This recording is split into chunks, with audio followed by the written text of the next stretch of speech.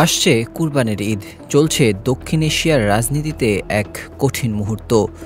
আর তাই এবার বাংলাদেশে গরু নিয়ে এক ঐতিহাসিক বাস্তবতা তৈরি হয়েছে।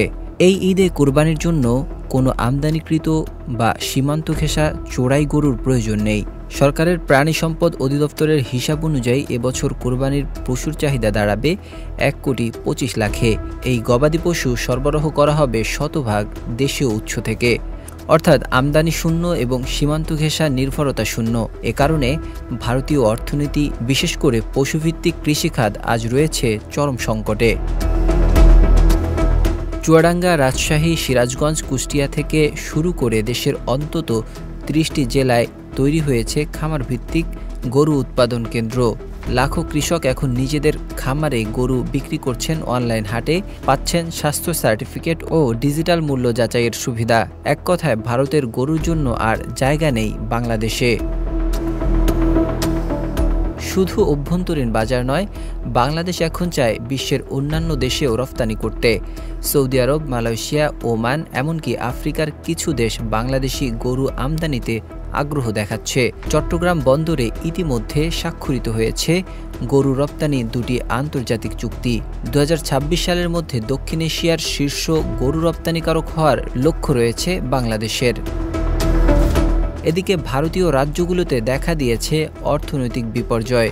পশ্চিমবঙ্গ, বিহার, ঝাড়খণ্ড ও আসামে 30 লাখেরও বেশি গরু অবিকৃত পড়ে আছে। 2014 সালে কাউ প্রোটেকশন নীতির আওতায় গরু হত্যা নিষিদ্ধ করে মোদি সরকার। আর 2025 সালে এসে বাংলাদেশ পুরোপুরি আমদানি বন্ধ করে দিলে সেই গরুগুলো হয়ে উঠেছে এক একটা বোঝা।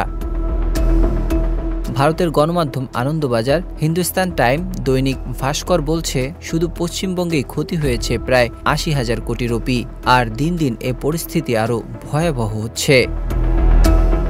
বিশ্লেষকরা বলছেন, এটি শুধু একটি অর্থনৈতিক সংকট নয়, এটি দক্ষিণ এশিয়ায় ভারতের প্রভাব পতনের একটি প্রতীক।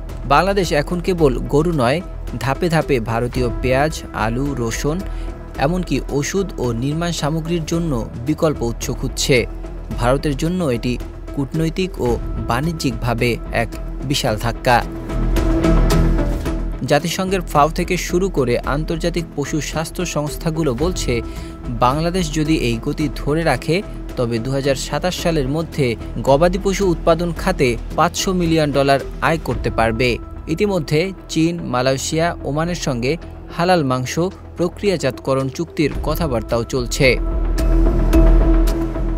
বাংলাদেশ দেখিয়ে দিয়েছে, শুধু এক খামার নয়, গোটা একটি অর্থনীতি দাঁড় করানো সম্ভব পরিকল্পিত উৎপাদন আর ডিজিটাল ব্যবস্থাপনায়। আর এ কারণেই এখন ভারতের সামনে 2টি পথ খোলা: সমঝোতা, না হয় পরাজয় মেনে নেয়া।